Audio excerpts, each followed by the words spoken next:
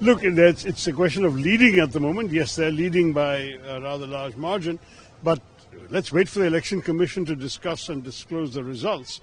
I'm sure that the party has a responsibility to study in detail the causes. But remember, we were not the senior partner in the alliance, and that RJD also has to look carefully at its own performance.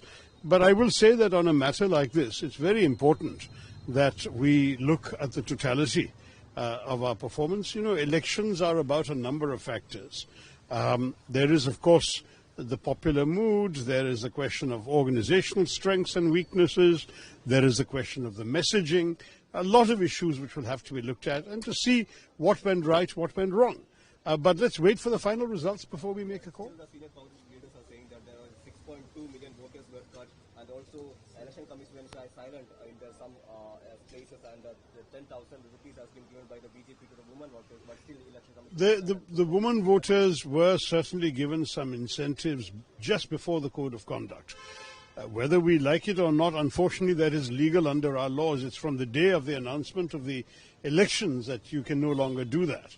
I'm afraid this is not the first time that we have seen state governments doing such things of giving benefits to certain segments of society. So this is not, unfortunately, unusual.